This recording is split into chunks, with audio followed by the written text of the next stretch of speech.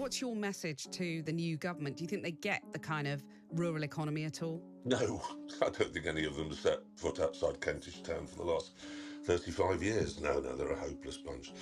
So would you invite Keir to your pub, Keir Starmer, the Prime Minister? No, he's banned. He's the first person to be banned. He's actually on a board in the hall. He's banned. Why? What have you got against him? Hello? I thought you were running a news operation. Keir Starmer just exploded like a microwave burrito, and guess who pulled the plug? Jeremy Clarkson. Yes, the man who's crashed more cars than Starmer's crashed poles. Just absolutely destroyed him in the most gloriously savage way possible. If you thought Starmer had a backbone, think again. Clarkson just turned him into political jelly. So, what did Clarkson say that sent Starmer spiraling into full red-faced rage mode? Stick around, because this meltdown is juicier than Boris Johnson's WhatsApp history. Your figures very much differ from what the figures that the farmers are holding up in their banners today. Do you think those farmers have been gulled, maybe, by some tax-dodging millionaires who want them out there demonstrating like this? Well, look, I support our farmers. I think it's very important we do so, and that's why we put a huge amount into. We put £5 billion into farming over the next 2 years, and food sustainability. It's hugely important. What's going for farmers on the streets? Why are they there? Well, I think the most important thing that I can do is to engage in dialogue and be absolutely clear. For a typical case, parents wanting to pass on to their child a farm, so that's a typical case. The threshold is £3 million, and that means the vast majority, before anyone pays inheritance tax, that means the vast majority of farms will be totally unaffected by this. And it's important, I think, that I do keep restating that, because that's a very high threshold. Keir Starmer, the man whose charisma could easily be outshined by a damp napkin, has once again managed to make headlines. Not for doing anything revolutionary, of course, but for getting politically dismantled by, of all people, Jeremy Clarkson. Yes, the same Jeremy Clarkson who once got fired for punching a producer over cold meat. When your political career is reduced to a pile of rubble by the guy who reviews tractors with more passion than Parliament debates, you know you've officially reached the Mount Olympus of mediocrity. Well, today, the country sent a message. And it wasn't whispered, was it? It was roared. From Doncaster to Dover, thousands of everyday Brits stood up and said, enough is enough. This was the Great British National Strike. And despite the media blackout, despite the political snobbery, it happened, didn't it? From the north to the south. In towns, the media usually can't even pinpoint on a map these days. Thousands took to the streets, not activists, not ideologues, just proud Brits who desperately want their country back. They're demanding an end to illegal immigration, net zero, inheritance tax, political attacks on our farmers. Clarkson's takedown wasn't even surgical, it was agricultural. He didn't carefully slice and dice, he drove a metaphorical Land Rover straight through Starmer's painfully cautious persona, reversed over it, and left the engine running, while smoking a cigar, laughing at the thick cloud of hypocrisy rising from Westminster like cheap cologne. Clarkson, and in the next Parliament, I'd like to see the government prioritising farming. We've been asked to diversify, and when we try to do that, the local authorities tell us we can't. Starmer has been carrying himself with all the bravery of a man nervously trying to cancel a gym membership. Every time he speaks, it feels like he's desperately hunting for the most painfully safe, politically sterile answer possible. It's like watching someone try to win a boxing match by politely asking their opponent to stop punching, and the timing couldn't have been worse. Just as Starmer's trying to convince everyone he's not some Tory intern doing work experience in opposition politics, Clarkson shows up and body slams him with all the subtlety of a bulldozer at a flower show. I'm here to support the farmers. It's that simple. So they need all the help they can get, really. If she'd have wanted to take out the likes of James Dyson and investment bankers and so on, she would have used a sniper's rifle. But she's used a blunderbuss and she's hit all this lot. It was, as I understand it, it was a very rushed last-minute decision. And I think, we all make mistakes in life, and I think it's time for them to say, you know what, we this one up a bit and back down.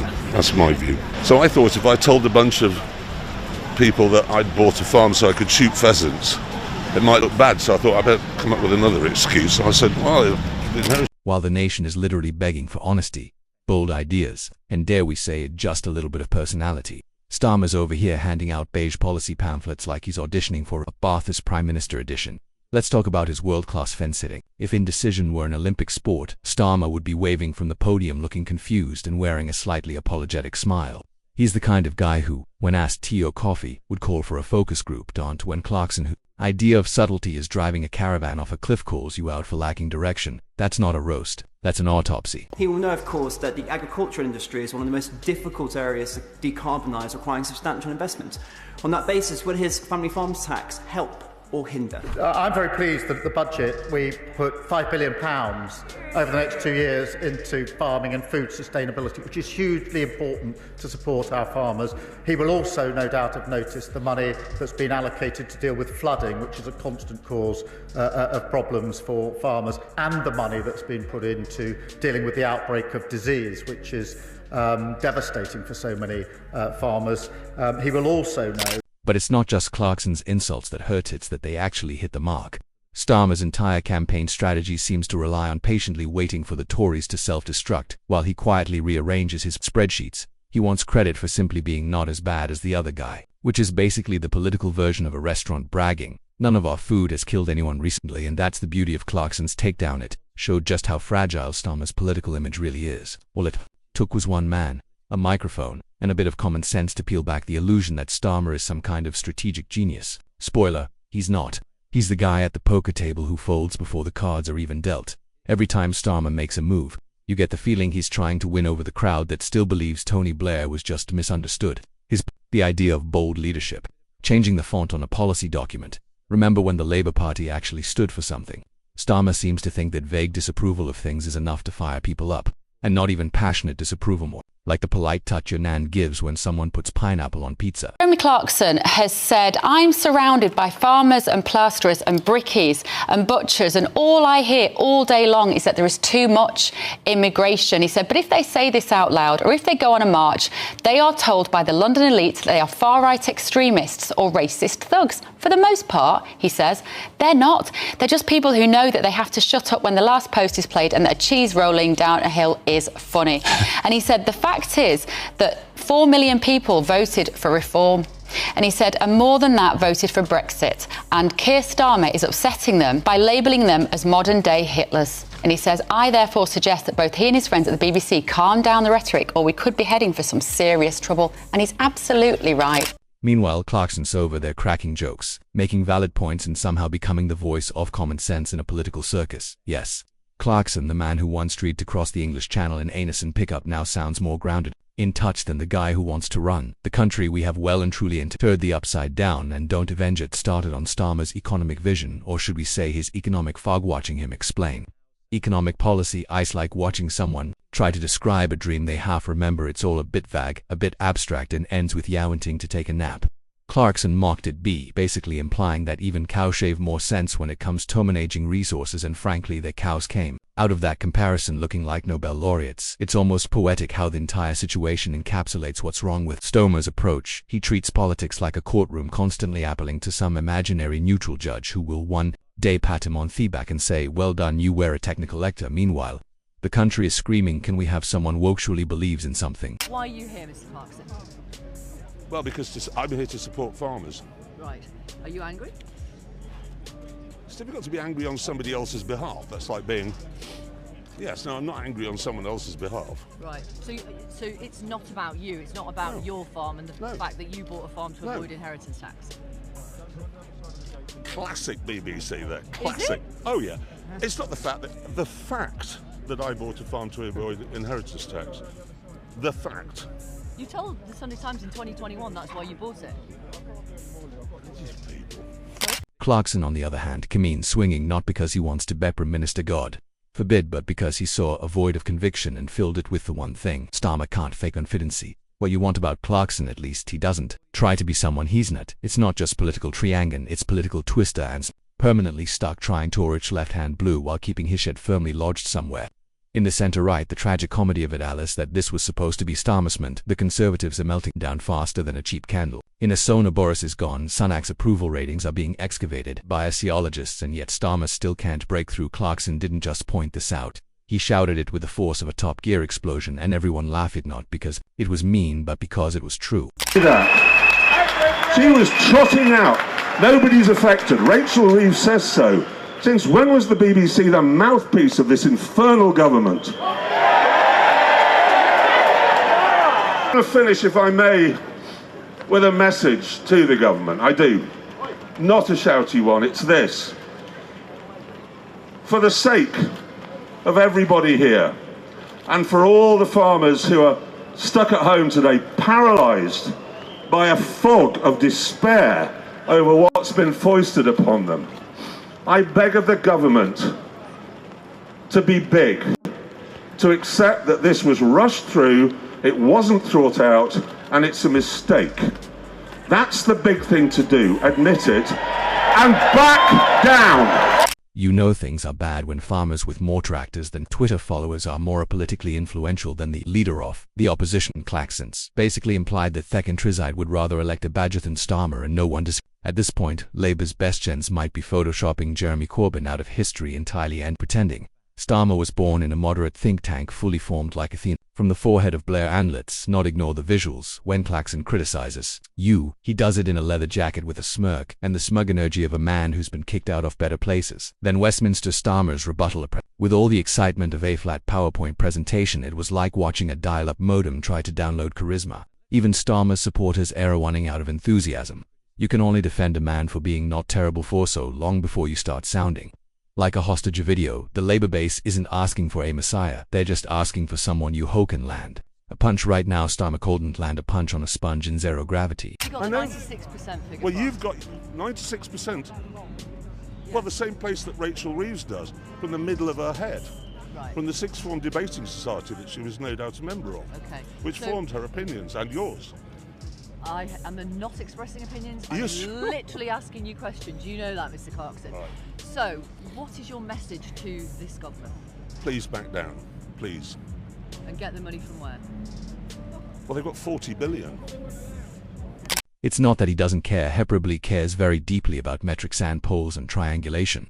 But leadership isn't about carefully crafting the least offensive opinion in a lab. It's about standing for something given if that something gets roasted by Clarkson. And if you're going to get roasted, at least do it with some dignity. Whatever that soggy rebuttal was, let's be honest, Starmer getting shredded be. Clarkson wasn't just entertaining, it was clarifying. It reminded everyone just how allergic Starmer is to authenticity, and now Starmer's left doing what he does best, awkwardly backtrack, issuing vaguely disapproving statements and hoping no one noticed that Clarkson did in 5 minutes what the opposition's comms team couldn't do in 5 years. Highlight just how catastrophically uninspiring this man is. It's not that Starmer is terrible, it's that he's terminally big. You can practically hear the static hum every time he speaks, like Somio incidentally tuned into a channel that plays PowerPoint presentations narrated by a tax consultant. Everything we're doing it is for our kids. It's their future, and everything is just going against it. This inheritance tax it's ridiculous. It's a final straw. I'm just so emotional. Why do we as farmers have to do this? We shouldn't, This government needs to realise it's never been hungry since World War II. They're going to be hungry, because if they keep putting tax on the farmers, it's going to have a massive impact. What Clarkson did accidentally or otherwise was strip away the PR varnish and expose the flaking wood beneath. He held up a mirror and Starmer blinked, not because the reflection was ugly, but because there was barely one at all. That's the problem. They're just a well-pressed suit filled with caution and mild disappointment. And sure, some will say Clarkson's no political genius, and they'd be right, but maybe that's what makes it worse. The guy known for punching out metaphors about tractors can see straight through your political persona. It's time to stop hiring brand consultants and start rediscovering Aspine, because right now, Starmer's center strategy seems to hinge on the belief that if he just stands still long people will mistake him for stability. Spoiler, they won't. They'll just forget he was ever there. In the end, it wasn't Clarkson's wit that did the damage. It was Starmer's complete inability to withstand it. And in politics, if a bit of banter can unravel your credibility, you were never thought credible to begin. Everything we're doing it is for our kids. It's their future, and everything is just going against it. This inheritance tax it's ridiculous. It's a final straw. I'm just so emotional. Why do we as farmers have to do this? We shouldn't, This government needs to realise it's never been hungry since World War II. They're going to be hungry because if they keep putting tax on the farmers, it's going to have a massive impact.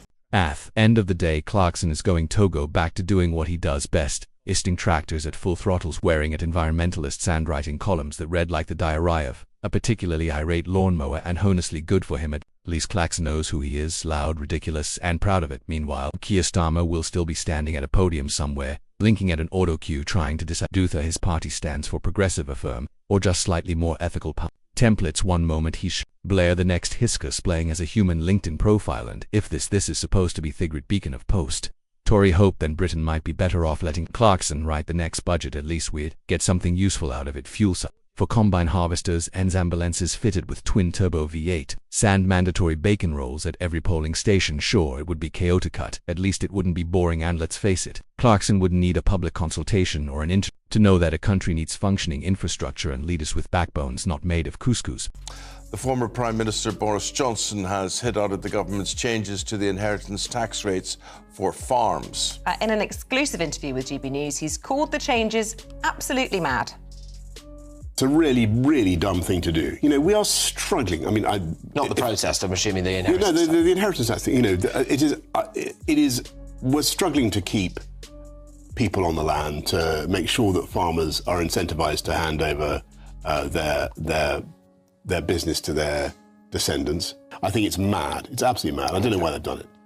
But Hiru are watching Starmer continue his own man tribute to the art of political fence sitting until he figures out how to lead with purpose rather than cautiously tiptoe through every policy. He's trying not to wake a sleeping librarian. We're doomed to this parade of barge promises and lukewarm ambition, and no, just to put a final cherry on the tragic trifle that is modern British politics, he's managed to be politically upstaged by Jeremy Clarkson, a man whose closest brush with governance was probably yelling at a traffic warden for giving his Lamborghini a parking ticket. It's like losing a chess match to a man wielding a hammer, except in this version the hammer gets the last laugh, and Starmer is still trying to find thorough